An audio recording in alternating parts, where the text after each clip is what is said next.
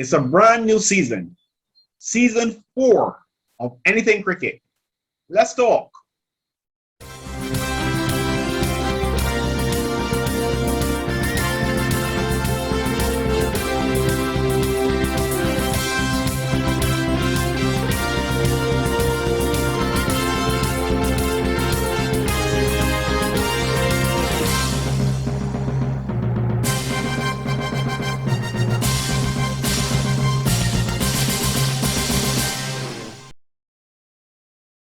Don't let annoying pests bug you. Lick them for 6. Omega Pest Control is the perfect solution. We are experts in termite and pest eradication, specialized mosquito treatments, foundation, residential, commercial, and industrial treatments. Call us day or night or visit us at our office located at Fieldside Drive, Long Gaps in Michael.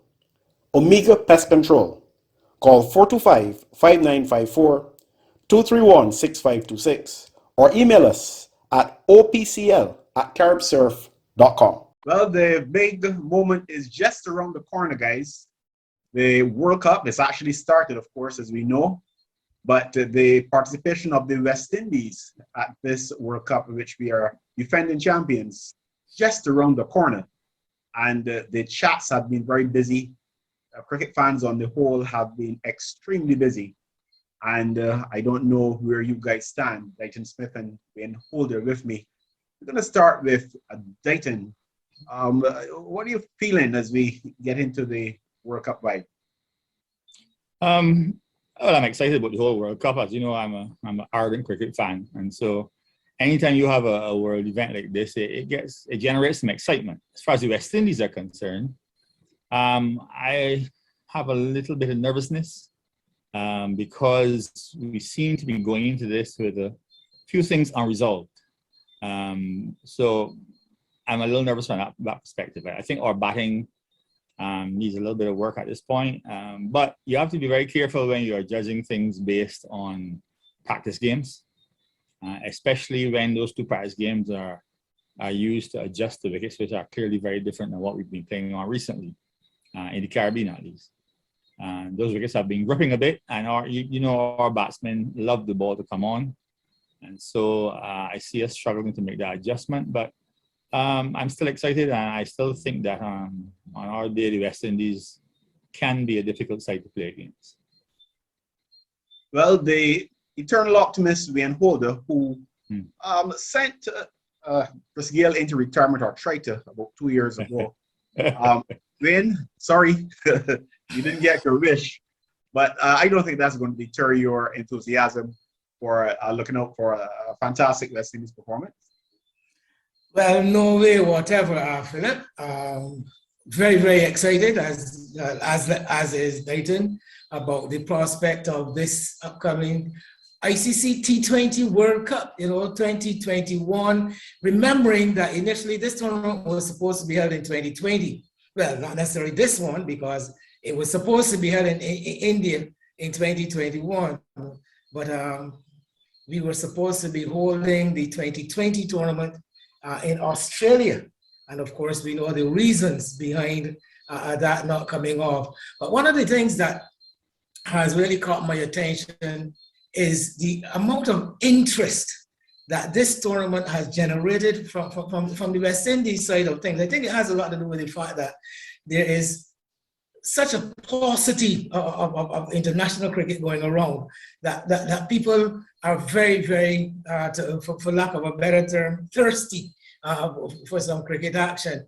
And it is testament in the fact that there was so much reaction to the selection of this West Indies team that even as on the eve of the tournament, there's still discussion surrounding the selection of this team.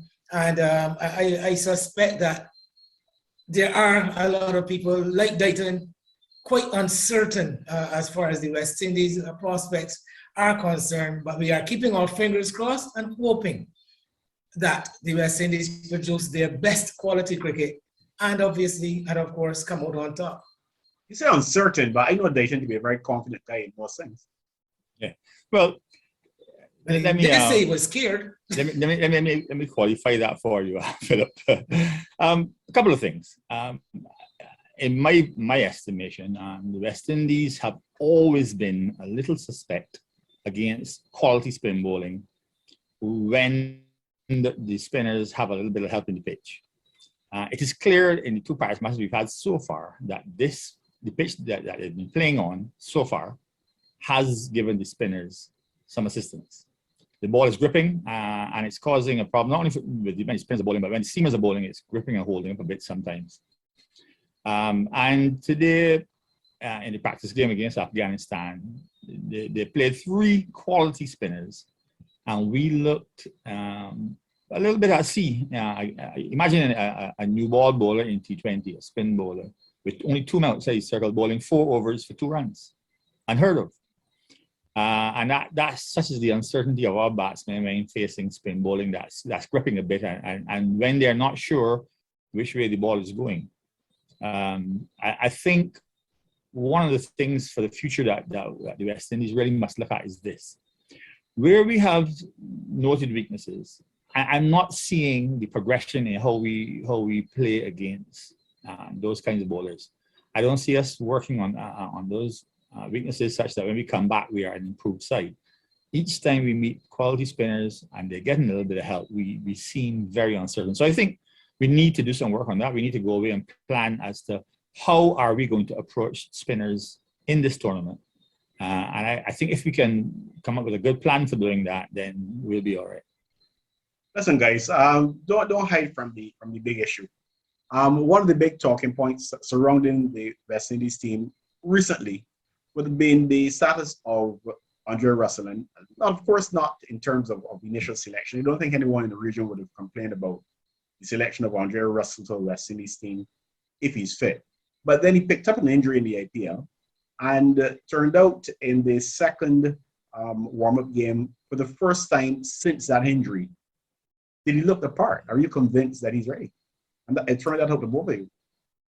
Well, what I would say is that, again, unfortunately, I haven't been able to really follow very closely the 2 warm-up matches that the West Indies played, particularly the second match against Afghanistan. I did see a bit of the Pakistan practice game.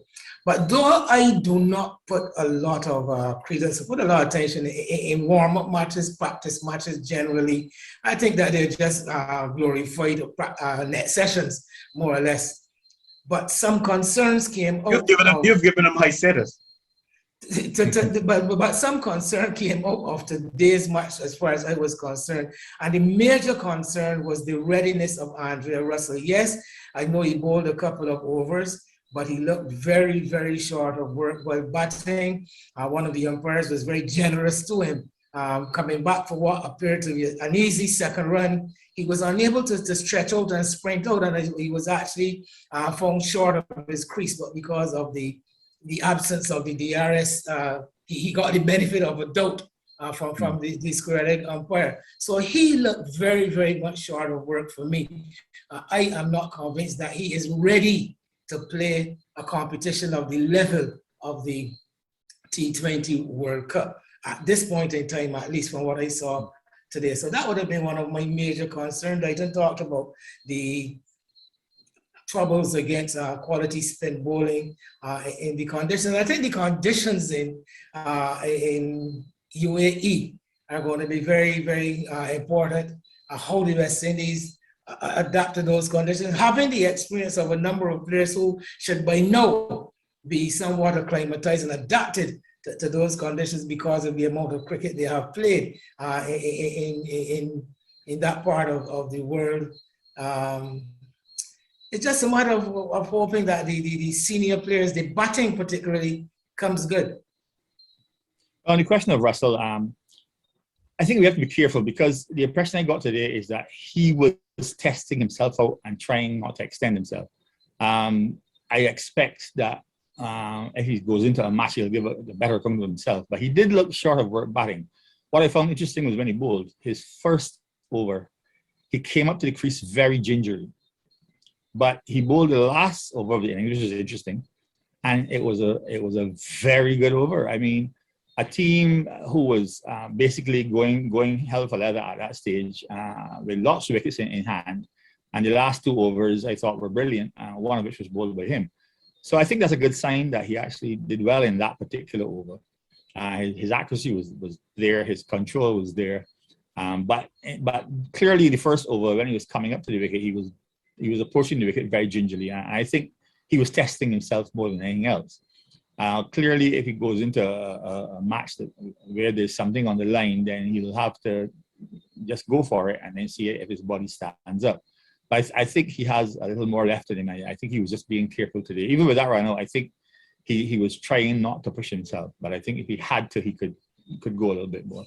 So I think we have to wait till when he goes out in a match that has points attached to it to see just how far he's come. It's not the only injury concern, or hasn't been the only injury concern, if you will, because they've solved one problem in terms of Fabian Allen. He's out. And his replacement, Akeal Hossain, I don't think they would have had that many options, but nevertheless, your thoughts on that, Vin?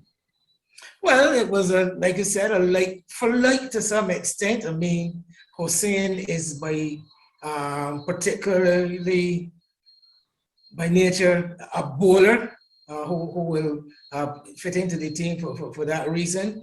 Allen is essentially a T20 player. You know, he has what it takes for T20. You know, I have always been of the opinion that T20 cricket was made for bits and pieces all-rounders. And Fabian Allen fits the bill perfectly. He's a strong striker of the ball. He can bowl a couple of tight overs for you, and all let's talk about his fielding whatsoever. So he is going to be very, very hard to replace, and one would hope that Hossain can make up with his better quality bowling for what we're going to be missing from a Fabian Allen. So yes, Hossain was, for me, the obvious replacement for Allen once we had to choose from the traveling reserves, as they are called.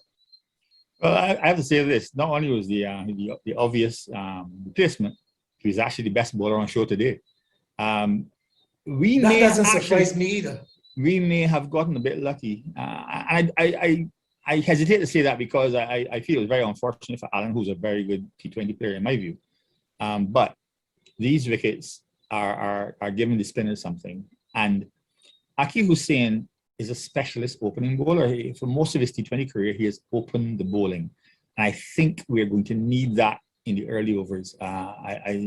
Given how we've gone in 2 practice games so far, I think we're going to need a quality spinner at the top of the innings. And he is a specialist opening bowler. And I think we might be very happy to have him in the end. He was really good today, I have to say. Actually, even before the practice matches, these practice matches, I always identified that the West Indies in the area of spin looked quite thin. I must say, we really do not possess that heavily, but I'm going to use a very heavily overused word, that X factor for the spin bowler. We don't have the mystery spinner, you know, like we know some of the others. Although we do have here in Walsh, who is something of still an unknown sort. We really don't know how he's going to adapt to the pressures that come at a T20 World Cup. We've seen him have some very good times, and we've also seen him bowl very poorly over the past few months. I hope we're not trying to moan and groan over the absence of Narayan in a roundabout way. Well, you were not. I am not going to mention Narayan. Was Narayan available? He was an obvious pick as far as no. But I'm saying is that all the teams possess a Narayan. The West Indies don't. But you know, most of the teams, I should say. You're obviously in a very good mood because you're being very kind. You said that the spin bowling department is a bit thin. I would not necessarily have included the term spin bowling. So if you go back and you say the bowling department, and you know, why would I say that? And the team is being selected now several weeks ago. But if you really look at what you've got so far and what has been on display, you've got to wonder what's going to happen up front, if they're going to have any impact, especially if the conditions are mainly going to be what they are, then the balance of the team is going to come into question as well. Because remember, when Bravo hasn't played as yet, and on show in the second warm-up game, you had what? Thomas, you had McCoy, you had Rampal. Am I missing one of the Pacers? You O'Shane had Thomas, O'Shane Thomas, McCoy, Rampal, and Rampal, yeah. of course you've got Bravo to come. Russell. Russell. So you had four.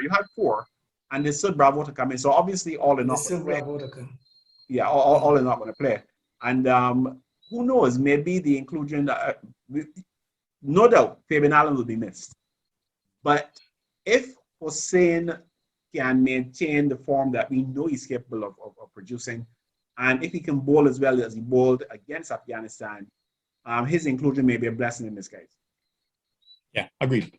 I have to say, in terms of the balance of the team, I think he gives us now a better balance than I was a little concerned, because really in the two games I've seen so far, O'Shane Thomas has not bowled well. I mean, he has pace, but I don't think when you have batsmen like the ones you had today who just basically prepared to swing the bat, that he's clear in his mind what he needs to do and what he wants to do. He just, I think, tries to bowl a little faster.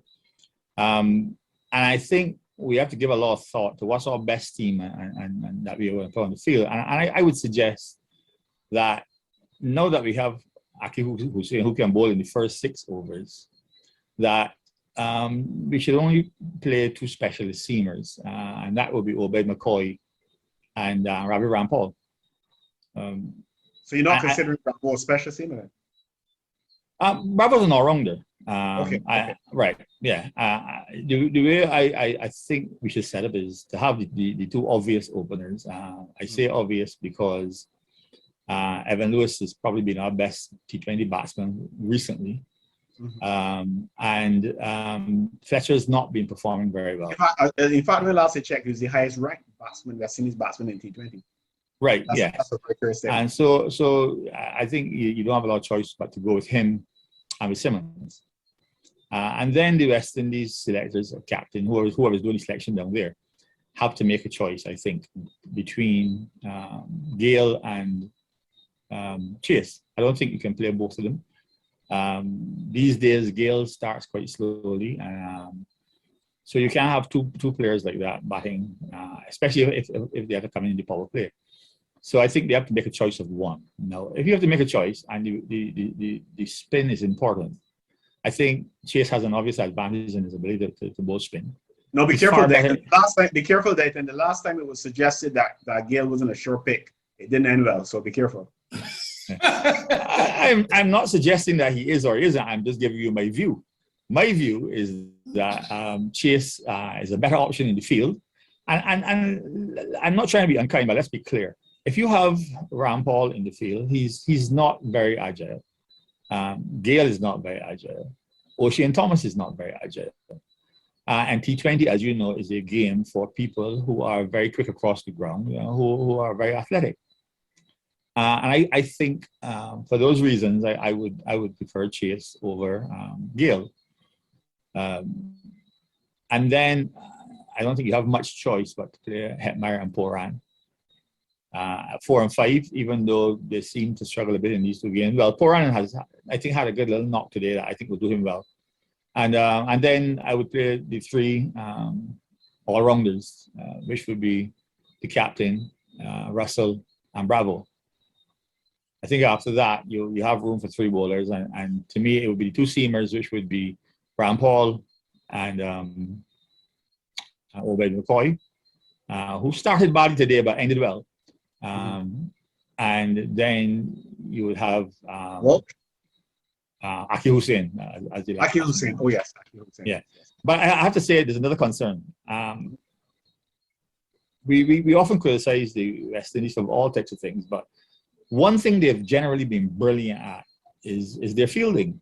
And I'm sure that's where we'll miss Allen, because not only is he a brilliant fielder, but he brings energy when he's out there. He tends to lift the team. And in these 2 games, in the first game, we were bad in the field, and today we were poor. We were worse than we were in the first game. I was very shocked. I wasn't quite sure what was going on. I don't know if they're having trouble with the lights or what, but In both games, there were some drop catches that I thought were regulation, and there was far too much misfielding, as though people were misjudging the ball in some way. But I think you may be onto something with the likes, because I do believe that at one point O'Shane Thomas didn't realize where the stumps were at all, because having bowled a no ball, I think it was a no ball that was struck back to him. He ran down the pitch and caught it almost within touching distance of the batsman. Tried to throw the batsman out. Missed by a yard. Missed the batsman, the stumps, the wicket keeper. The only thing he didn't miss was the boundary. So you may very well be onto something. But as I admitted earlier, I saw very little of the game today. Did the opposition have the same problem? Have the same trouble? No, they caught very well, actually. They caught very well in the field. I think they might have dropped one. They dropped one. No, they dropped more than one. They dropped more than one because they don't know. Because I have to make this point. Evan Lewis faced 6 balls, made 3 runs, and he was dropped twice before he was finally out. And very easy catches both times. Yeah, the first one was slipped. Yeah, so perhaps there's a problem with legs, but yeah, they dropped 2 catches. So there is some. They do have some support there. But not only the catching. I mean, basic things in the field. Even that situation with O'Shane Thomas when he missed the stumps. The keeper didn't get around. The short third man didn't get around to cover. No one seemed to. I think he caught him by surprise. He got me by surprise for sure, and he must have caught them by surprise. Be that as it may, the keeper was shouting to him to run the man out. If you are shouting to run the man out, I didn't quite pick up that. Yeah. If you're telling him to throw at your stumps, then you should be trying to yes, you're quite right. Yeah. But there again, in defense of the keeper, if the keeper had expected him to throw at the stumps, then the keeper would have been picking up and he just barely missed the stumps. He missed the stumps by a distance. So I'm going to defend Ran Oliver. Yeah. So I don't know if it's because perhaps we didn't have ourselves mentally focused because of the practice game.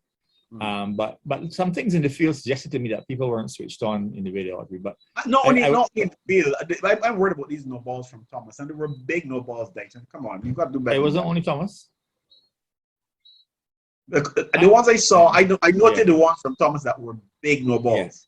Yeah. What were the ones that you know? As I said to you, haven't seen Thomas in these 2 practice games. I don't think I would start with him, but. Obed McCoy, who's normally a very reliable bowler, has been one of our best bowlers now in the last year. He started an over with 2 no balls, and and then there were some wides, and it wasn't the kind of discipline that we've been seeing recently. I don't know if the conditions are causing them problems. If there's Joe on the ball, I don't know. In the case of McCoy, though, he may be short of work. Remember, he has had some hasn't played a lot, so I can probably defend him on that score. Because what is coming home here to me and listening to you guys who saw a lot of the cricket is that the West Indies team appears to be somewhat underprepared, or I don't want to say unprepared, because how could you be unprepared for a competition like this when you pick your team 6 weeks ago? Yeah. But somehow or another, as a unit, although we had a number of players who were active in the IPL, one would have to say, and the others would have been using the off time to get themselves ready. Somehow or another, these practice matches are indicating to me that the team is not really quite ready as of today. I don't know what's going to happen by the time the first game comes around. Well, right, and there's that first game that we need to focus on as well. But before we do that, we're going to take a break on anything cricket. Let's talk. Don't let annoying pests bug you. Lick them for 6. Omega Pest Control is the perfect solution. We are experts in termite and pest eradication, specialized mosquito treatments, foundation, residential, commercial, and industrial treatments. Call us day or night, or visit us at our office located at Fieldside Drive, Long Gap, St. Michael. Omega Pest Control. Call 425-5954, 231-6526, or email us at opcl@caribsurf.com. Quite fitting, maybe, that the West Indies is opening the World Cup campaign against a team that they closed it against some years ago. That seemed almost an eternity now, back in what, it was 2016 when Carlos Brathwaite did what he did. I managed to remember the name. So yes, Carlos Brathwaite. And that was against England, of course. And England will be up against the West Indies in the opening game. given what you guys have observed from the two practice games so far, I believe if England have seen the same thing, they may very well be, they just can't wait. Well, England would have had a fairly successful run into the tournament. I think they defeated both New Zealand and Australia, if I remember correctly. But as I said, I really don't put a lot of importance on these warm-up games as such, as far as the result is concerned, because people do various things with them. But England rated as, I think, the number one T20 side in the world, or somewhere around the top of the T20 rankings, and possessing one of the more devastating batting lineups in white ball cricket. We all know of their exploits in 2019 in winning the 50-over World Cup. So the Englishmen present something of a challenge as far as the West Indies bowlers are going to be concerned. I'm not so sure if their attack is going to, how their attack is going to adapt to the conditions we talked about. Yes, they've got Adil Rashid, and they've also got Moeen Ali. Yes. Yeah, they will be their main spin bowlers, and then the seam attack. So I believe that the West Indies would want to, going in again against England, would want to restrict the English batsmen as much as possible, because if the England's batting gets away against the West Indies, they can set up a very, very formidable challenge. Well, of course, this is if they bat first. And West Indies batting first would want to put up a total to really challenge that batting lineup that England is going to come with. Well, I have to say that England often brings out the best in the West Indies. I believe all 11 players will go on that field on Saturday very determined to beat England. I think we will do a lot better on Saturday than we've done in these two practice games. And as you quite rightly keep repeating, Philip, practice games are there for you to adapt to conditions, to work out your strategies. Like, for instance, today with Obed McCoy, who started not too well, he did the right thing. He kept working on the things he was working on, his slower balls, his lengths, and eventually at the end of the game, he came back and bowled a brilliant over. So that's what a practice game is for, to get you work out in your head how you want to perform. That was emphasized too in the Russell situation, because had this been a game that West Indies needed to win, and Pollard, let me start by saying that Russell did very well in bowling that last over. He did. But we didn't know that when the ball was thrown to him. So under those conditions, I believe Pollard's captaincy would have been at stake. He certainly would have been sent to a psychiatrist or something had he given Russell that final over under normal conditions. But again, it was obviously a question of it was give him a chance to test himself. And let's be clear. Our best seamer is probably Dwayne Bravo. He's brilliant. Probably Deighton. Well, I always remain open to hearing opinions from other people, but he's been brilliant for many years. He's proven himself. In fact, he's just come off of winning 2 back-to-back T20 competitions, and he hasn't played. So he's going to make a big difference. He's so confident he didn't even play in either the two practice games. Because exactly. He has the rhythm. Yeah, so I think it's important to note that. In terms of England, I think if we had to choose an attack to play against, we would probably prefer to start against a team like England, because they rely heavily on their seamers, and our batsmen prefer the ball coming onto the bat. And mind you, we didn't do very well against Pakistan seamers, but because the ball was moving off the surface a bit. But nonetheless, I think we will be happier against the England seamers than against these spinners that we came up against today. Evan Lewis didn't look himself today, but we all know how dangerous that he is. And if he gets going against that English seam attack, we talk about their batting, but he can be a handful. He can be very dangerous. And as we all know in T20 cricket, that start is so important. If he gets away, it sets the tone for the rest of the innings and gives us the opportunity to build on that. And for our hitters down the middle of the order to come in and do their job. So I think it's about getting yourself mentally ready between here and Saturday, and getting your tactics clear in your mind, especially how you want to approach your batting. I saw today even a player like Chase at one point determined to hit the ball far and not really thinking too much about working the ball behind the wickets. There are a lot of runs to be scored behind the wicket. Everything doesn't have to be hit smashed out of the ground. I think sometimes when the ball is moving around a bit, guiding the ball past the short third man can do a lot for you. I think we have to think about those things in terms of our strategic approach to how we bat. But we keep looking for the ball down the ground or over mid-wicket.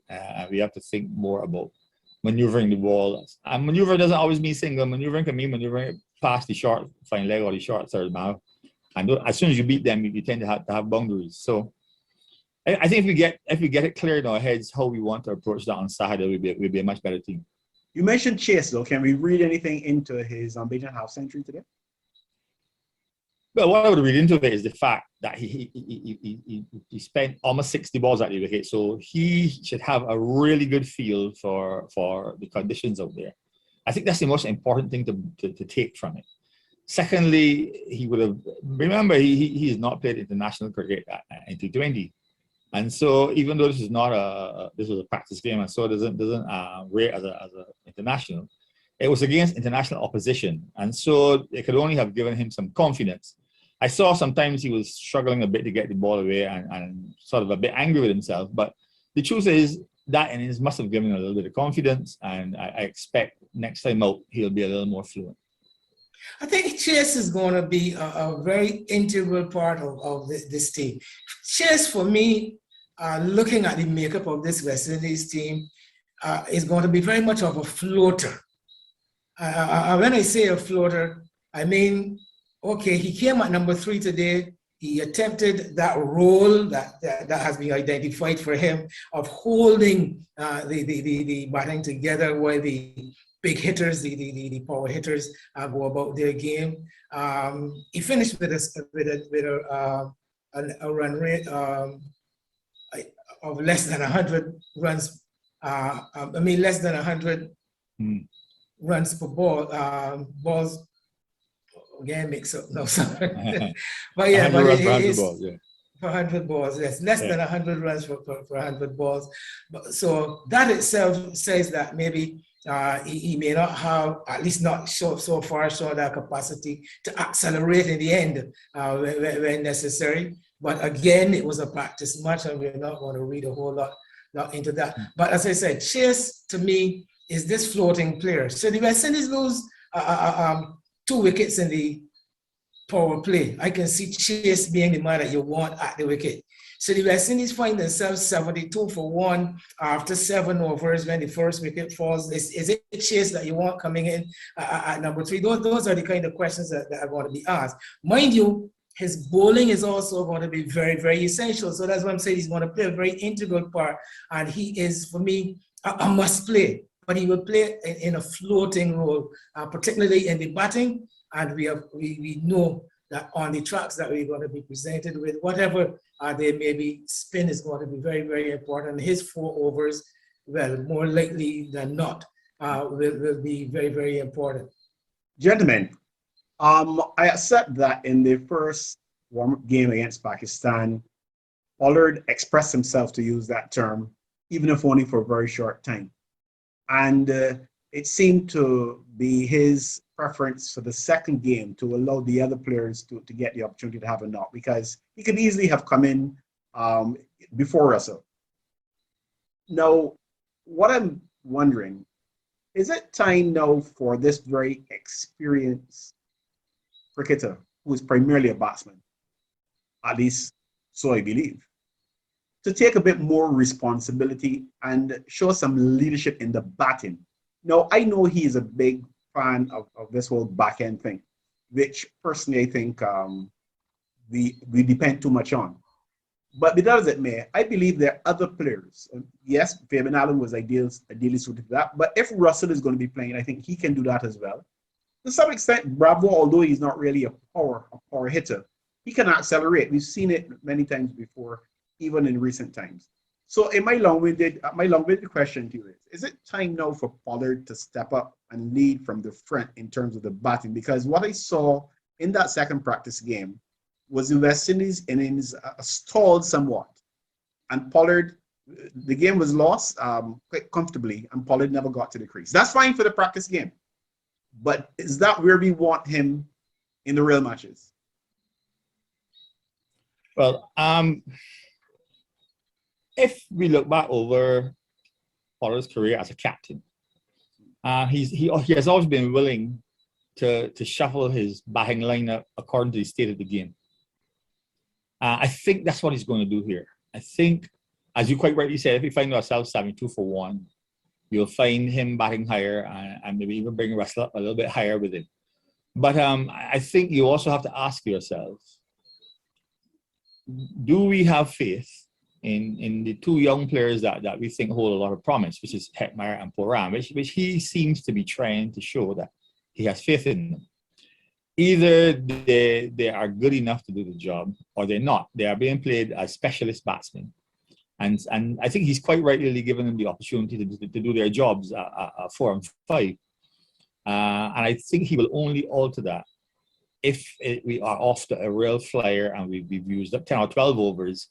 I think he'll want to give himself and Russell the last 8 to go. But I think other than that, and I think, I don't know if I would disagree with him that if you pick these two guys who you consider to be the future of your team, unless they really lose it badly during this tournament, then I think you have to have some faith in them and give them the opportunity to get on with the job.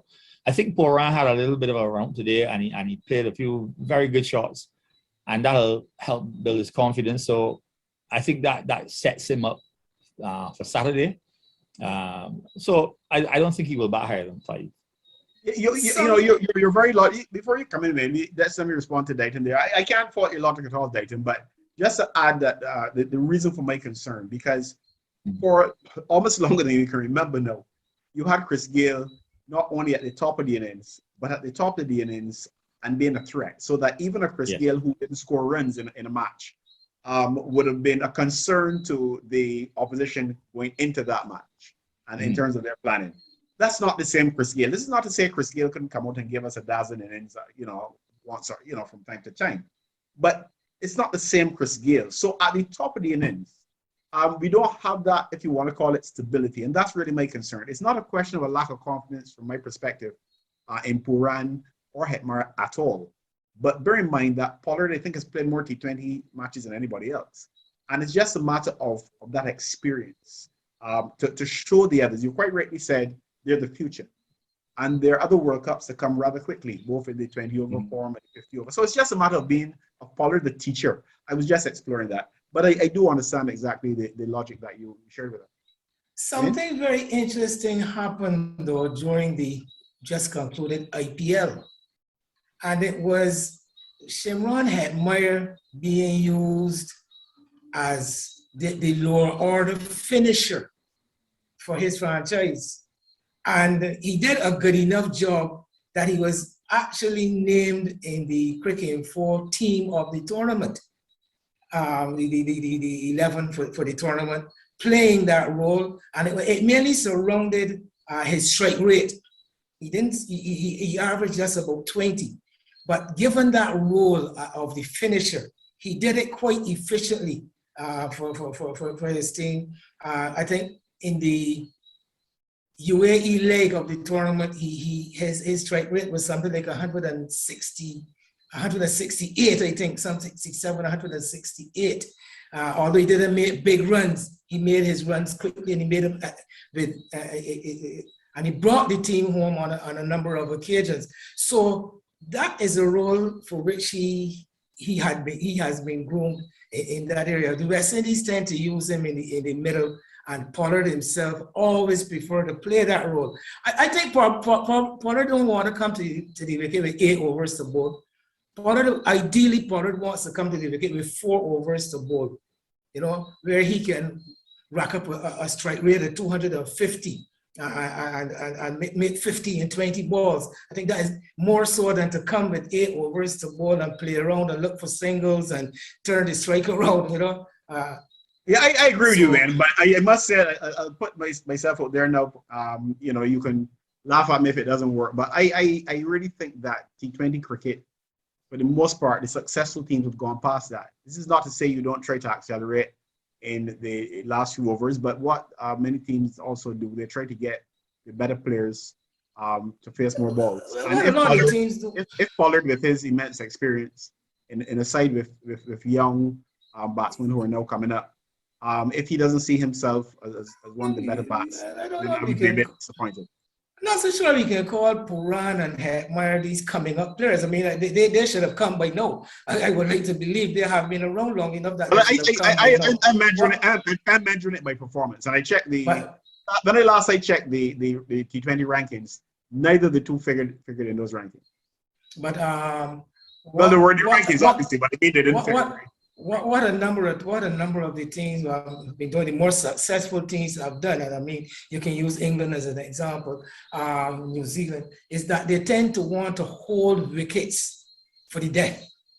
You know, they get a start in the power play, you consolidate in those middle overs, but you try to hold wickets in hand for the death, and then you go helter skelter. That has been the method that has worked for most of the better teams up to this point. Remember, you've got Johnny Bairstow batting very early. You've got the crazy opener, Roy. Yes, so Roy. I don't think England will look. Any team is going to look to accelerate in the last 4 or 5 overs. What I'm saying is that the current structure with wickets in hand. The current structure of the West Indies team, I'm just a bit concerned that we seem to be leaving too much. There seems to be this dependence on the back end. I pick up that whenever Pollard and the senior members. Let me express here then to differ with you. I don't trust Pollard with nothing more than 4 overs. I don't think Pollard. I think the problem is that all the cricket that he has played and for all the reputation he has, he doesn't trust himself for more than 4 overs, and that concerns me.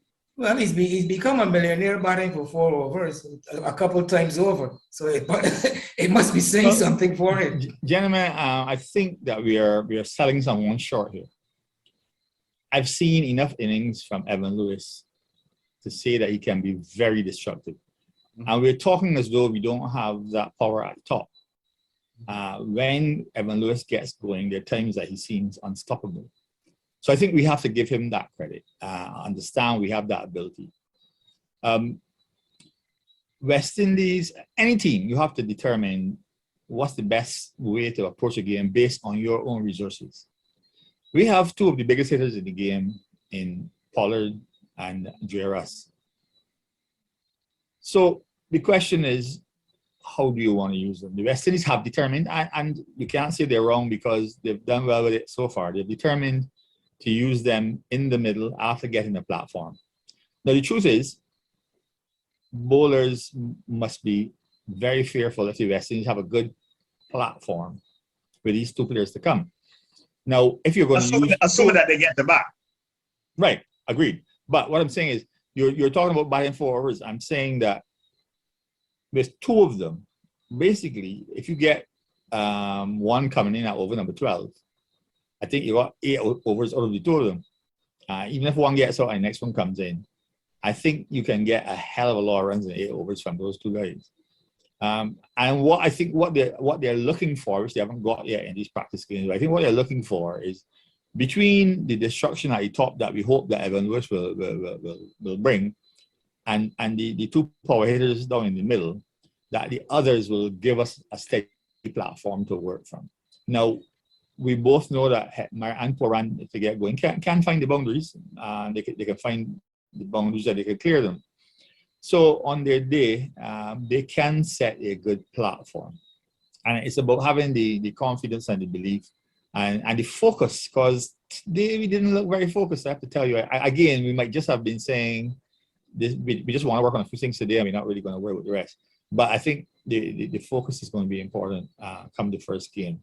But if they do get very focused, we have the artillery there that we can go toe-to-toe with most of the hitters in the game. There's a name that has not been called. I think I may have heard it once for the evening so far. Lendl Simmons. Yes. his role, because we discussed the Chris Gayle situation where he has been used in that role of batting at number 3. We've also discussed the possibility of a Ruston Chase, as he did in the practice game, of filling that slot. But Lendl Simmons, Ruston Chase, Chris Gayle, is there a place in the final 11 for all 3 of them? Well, I said earlier in this program, I would not play Gayle and Chase in the same team. And that's why I said earlier, I picked one of the 2 because Chase brings some other things to the party. So Simmons is a sure play as far as you're concerned? Well, Gayle has not opened for the West Indies for some time now. I mean, he's set himself in that number 3 role. And I think having done that, he has now basically put it as an either-or situation between him or Chase. I don't think we can play both of them. I don't think we can play 1 at 3 and 1 at 4. Unless you play Chase as a pure bowler. And then the question will become who do you leave out? Remember, we don't have a lot of bowling down there. If we leave Chase out, then who's gonna bowl? You're gonna have the 3 bowlers batting at 9, 10, and 11. You're gonna have Russell, and then who's the 4th one? Bravo. Sorry, you have Bravo and Russell. So basically, you're leaving yourself a bit short. You're leaving yourself a bit short. Bearing in mind that Russell has just come back from injury and he's only bowled 2 overs in this game today. I don't know if I would want to go there and not have at least 6 or 7 bowlers in the team that are expected to come out there and do the job. So right now, I would not play both Gayle and Chase together. Well, hold it out there a bit, because just now I thought you were going to say that you would not play Russell, but we're going to get to that. We're going to take a break, and when we come back for our final session, I'm going to see if I can twist some arms here and get starting 11 from each of you, and also just a peek forward to the other teams in the zone, because remember, we're not only playing against England. Yes, any match against England is a big thing, so to speak. But there are other teams, and we can beat England and lose to everybody else. So let's have a look at the other teams. When we come back on Anything Cricket, let's talk. Don't let annoying pests bug you. Lick them for 6. Omega Pest Control is the perfect solution. We are experts in termite and pest eradication, specialized mosquito treatments, foundation, residential, commercial, and industrial treatments. Call us day or night, or visit us at our office located at Fieldside Drive, Long Gap, St. Michael. Omega Pest Control. Call 425-5954, 231-6526, or email us at opcl@caribsurf.com. Well, some call it the group of death. We've heard that term time and time again. This may very well be one of the occasions when it is really accurate, Deighton and Wayne, because after England, West Indies come up again. It's not necessarily in this order. Australia, South Africa, and Wayne. It looks as though the teams coming from the group playoff could very well pose a serious threat as well. It is a very challenging zone. Any zone that includes Australia, England, and South Africa will have to be seen as a very challenging group. Well, the West Indies will have their work cut out. Before this draw was made, and you had said those 4 teams could be in the semifinals, no one would argue much with it. They could easily be 4 semifinals. It can't be now, not with this current draw, but this is probably. I follow World Cup football closely. Also, I've never seen a draw like this one, and this is why I was talking earlier. Remember, I was talking earlier about focus.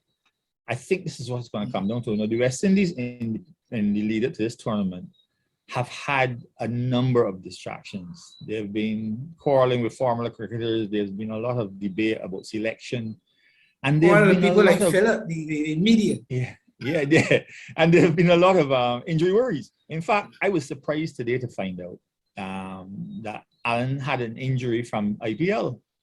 I didn't realize he had that injury all along. Obviously, they were hoping that he would have gotten over it, and he didn't. But Andrew Russell did Allen miss a match or 2 when Australia and Pakistan came down as well, man? I think. I love the fact that Alan he did play a couple of games in the IPL, but that Right. injury would have come. Apparently, So apparently he got an ankle injury in the IPL, which I only found out today. yeah, which is But we knew that it's not ideal going to that it had tournament been when hinted sometime before. right. So they would have been doubtful about him playing. They would have been doubtful about Russell playing. Ideally, when you go into a tournament like this, you want to go into this tournament with a fair idea of your settled starting 11, or at least 9 or 10 fairly sure players. We were waiting to find out if we would have them available. That's never a good situation. And then Russell is now seems to be ready to play a game, but obviously short of work. So that's an issue going in. So the West Indies have a lot of things to put behind them and get focused on what they have to do on the day. And that's going to be a tough challenge for them. I trust they're up to it. I hope they can put that all behind them and go on that field and get focused. But it would not be easy for any team to have to overcome all of those things. Having said all that, gentlemen, when was your 11? And I'm at you first because you always hide and sit on the fence and hide behind the fence and do all sorts of things. If you don't say what you like, I will continue to be me. I just like Pollard will continue to play that role. Now at the bottom, I will be me. So I am going to start with 4 bowlers, believe it or not. Rampal, McCoy, Bravo, Hossain must play. So I've started with 4 bowlers. Obviously, the captain will also play. Lewis will play. I am still a bit uncertain with those 3 names that I called, Simmons, Gale, and Chase, whether all 3 of them will play. But I'm going to stick my neck out now. I'm going to stick my neck out now, put my neck on the line. I do not trust Russell to get through this World Cup. Not for what the little bit I saw today, not for the injury that he sustained in the IPL. And it's okay to come out for a day and play within yourself, but when the cricket gets intense and you have to put your body on the line, I am not convinced that Russell is going to make it through the World Cup. As a matter of fact, I'm going to suggest now that he will not make it through this World Cup to the end as far as fitness is concerned. So I'm not going to play Russell in my first match, in my first team. As I mentioned to you, the 4 bowlers, Lewis and Pollard, I'm going to go with Hetmeyer, Puran, Chase, Gale, and Simmons. That makes up my 11. So let's have that 11 again, man. Rampal, McCoy, Bravo, Hossain, Pollard, Hetmeyer, Puran, Chase, Gale, Lewis, Simmons. Have I picked 11? Yes, you have. That is my team for the first match. I would go slightly differently. As I said earlier, I do not think right now, based on recent evidence, we can play Gale and Chase together. I think both of them start a bit slowly, and nothing wrong with that, but you can't have two people doing it. If we were to play them together, we'd have to bat one low down the order, which would probably have to be Chase. So in my team, I would start with Leonard Simmons opening the batting with Evan Lewis. I would leave Gale out. I would play Chase. I would play Hetmeyer and Puran at 4 and 5. I would play the 3 all-rounders, the captain at 6, Russell at 7, Dwayne Bravo at 8, and then come 3 bowlers, which would be Hossain, McCoy, and Rampal. That gives me, I think, good balance in my bowling.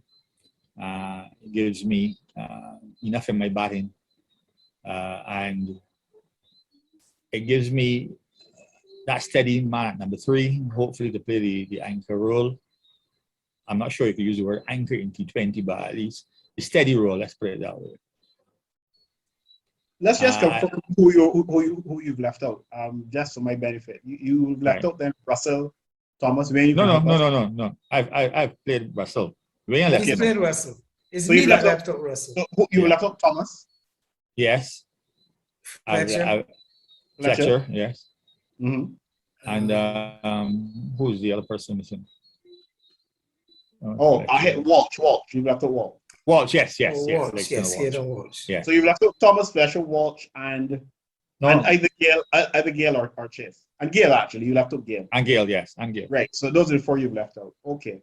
All right. So, Win, Mhm. has Deighton picked a better team than Well, Deighton has picked Deighton. Deighton has basically picked what should be the obvious team. Mhm. Right, I would go as far as to say Yeah. I am not going with the obvious because, as I said, I do not trust Russell's fitness, and I have to find a player playing in the UAE in the conditions as there are. I must find a place for Ruston Chase. Mhm. Yeah, I have to say this, right, Philip? Whenever you are this far away, the position I take is I must trust the people on the ground. We have medical people down there, and if they assess Andrew Russell and they think he's fit enough to play, and if Andrew Russell himself believes he's fit enough to play, I'm not going to second guess them. I think we have to really get on the field and sees. But and obviously, as the tournament goes on, if he develops any issues, then we'll have to decide who we substitute. But at this point, if he thinks he's ready and the medical staff thinks he's ready, I'm going to take their word for it and I'm going to play him. Well, that's where I'm going to Quite differ. fair. I know it's fair, but I'm going to differ a bit because I'm going to use that term. If you fool me once, you see where I'm going with that. Mm. And there were people on the ground, including medical people, at the last 50 over World Cup, where we saw Russell hobbling around. So I'm not going to take the chance that will happen again. So were it left to me, even from this distance, I would make that call. And I'm not going to start with Russell, not as a punishment, but I saw in the second game a guy who wasn't quite ready yet, still feeling his way. They're not warm-up matches as far as I'm aware, but you know, there's some training. He could not have been training out to all with the injury. So I'm going to give him a little bit more time. And hopefully he will be able to come into the side and make an impact later in the tournament. I'll give him some more time. So from the 15 for the first game, I would leave out Russell. I would leave out Thomas. I would leave out Fletcher. And then to my mind, it comes down to Gale or Walsh. That may seem an odd choice. But it may very well have to be Gale, because I do agree with you that it's going to be tricky to have Gale and Chase at 3 and 4.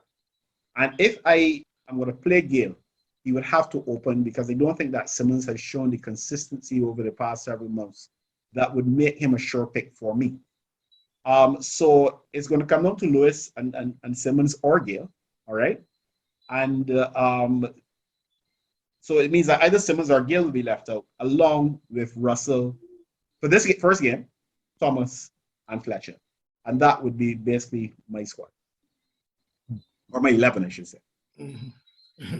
We'll see on Saturday who is selected. Well, there are those who will suggest, I believe there are those who will suggest that an unfit Russell is better than any other alternative in a West Indies T20 squad. But if this was a year or two ago, I would say so too. Trying to get an unfit Russell in the side, or playing an unfit Russell, could cause you not to have a Russell at all late in the tournament. It's not a one-off. Hence, you're speaking to the converted. So I'm going to give Russell some time to improve his fitness, because come on, he's coming off an injury. This is his first game. We could clearly see that he was not himself. So I don't think he's going to get any worse in another week or so. He probably will get better, and if he doesn't, then he could always be replaced. But I see no point in pushing him to play, because as Deighton alluded to earlier, if you're playing in a game where you're playing for points, you're going to probably push yourself. And in pushing himself, he may very well re-injure himself, and then you don't have him at all. And I don't think that would really make much sense. So I think West Indies should set their thoughts on trying to beat England without Russell, but that's just my opinion. Yeah, because we're still talking about the same medical panel that deems certain players unfit, but these players are with the West Indies team. I'm glad to see that these players are with the West Indies team as we speak, Uh-huh. whether in whatever capacity or some of them, I should Well, say. I must say that I'm not a medical person. I would not second guess the medical persons. Well, I would second guess because Speaking from based my on the cricket sense. based on all that I've seen in terms of this fitness assessment and fitness standards and that whole chaos, I would rather trust Lance Gibbs to open the batting, quite frankly. But you gotta be careful how you say these things because then somebody may get offended. But that's just being comical. Yeah, well, I think it's actually a comical situation, really, this whole fitness thing. Deighton Smith, who was not fit enough or couldn't make the fitness standard, now they tell me he's going to be a net bowler for the West Indies in the World Cup. Maybe he's fit to be a net bowler. Well, he was also fit to be consistently, according to the speed gun, the fastest bowler consistently over a 3-week period in the CPL. So if you're going to tell me that you have doubts about his fitness to play 50-over cricket or test cricket, I'm with you. But the guy showed, according to the speed gun, consistently faster than everybody else, and also was successful in terms of getting a bundle wicket. So, Deighton, you see what I told you? We're still at this selection. I've never this selection of this team. But we also at this medical thing too, because it comes back to that. So, Deighton, well, I understand where you're coming from, and what you're saying is very logical. That the people on the ground, the medical experts and so on, should be in a position to make these decisions. What I'm saying to you is, I agree with you that there should be. What I'm saying to you is that they've let me down too many times. Well, I'll make 2 points on that, Philip. One is this. I think we have to be careful. Language is a very funny thing. People sometimes mistake us with language. Remember, during the selection, there was always this discussion about not meeting the fitness standards. No one ever said anybody was fit or unfit. And you have to be very careful with language, because I don't think at any stage the medical personnel said anybody was fit or unfit. What they said is that some people would be given medical exemptions from doing the fitness test for whatever medical reasons they thought they shouldn't do the test. They didn't say that they were fit or they were unfit. You understand? I understand what was said. I understand the language. Right. I really don't want to but into it now, because that's actually showing itself. But what I'm saying is that if you don't make the fitness standard, but yet there's not necessarily an issue if you're fitness and you've proven that you can perform, then I have to ask myself, what's the point of the fitness standard? And that's really my issue. Well, I'm actually not even talking about the fitness standard. Here's the point I was trying to make. What's the point in having something that you have to I understand. Something you have to reach. I'm purposely sidestepping the issue about the fitness standard because the team has been picked. Whether I disagree with it, but it was picked. The point I'm trying to make is this: what the medical personnel did is what they are competent to do. They said this person, there's a medical reason why this person should not be given the test. And I'm saying that's what medical people are required to do. Whatever happened after that is in the lap of other people. Now, I get you. Secondly, I'm using that to come to the point about declaring people fit now. If I were a doctor and I was given the job of declaring if a man is fit or unfit, I would consider that to be something that is a reflection on my professional capability and my professional status. And therefore, I would be very careful in how I assess a player as being ready or not ready for a game. Now, if our medical personnel declare people fit to play and then they're not, then that, just like our players, if I play you as a batsman, you don't do your job, I should change you. And the same should happen with it. If our medical team declares people fit when they're not, then we should do something about that. Right now, if you say you're fit, I'm going to play you. And if you're wrong, then you need to answer for it. That's my view. Guys, there's a lot of cricket to be played. And we plan to be having these sort of chats and so on. Certainly after, not necessarily before each game, but for sure after the various games. And therefore, it means that we're going to be coming to you just hours after, coming to you live.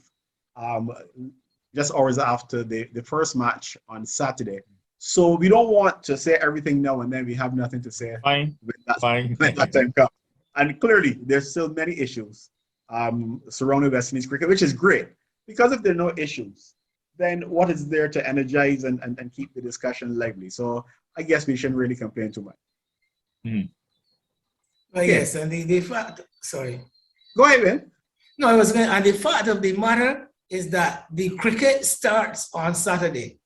All the talk, as the man said in the song, all the talk that you're talking, the cricket starts on Saturday, and all this the talking ceases there and then. Yes. Everything else is moot once that first ball is bowled on Saturday, and the cricket will speak for itself. And the West Indies, mind you, despite whatever we may say about them, the West Indies in T20 cricket are a very dangerous team. Any team that has the likes of Pollard, Bravo, and Lewis, a fit Russell, in T20 cricket, where the individual performance is always key and could be game defining, the West Indies will always remain a danger. Well said, Wayne. That's it. Thanks to Wayne Holder. Thanks to Deighton Smith. Watch out for us again following the opening match for the West Indies, that is, between West Indies and England on Saturday.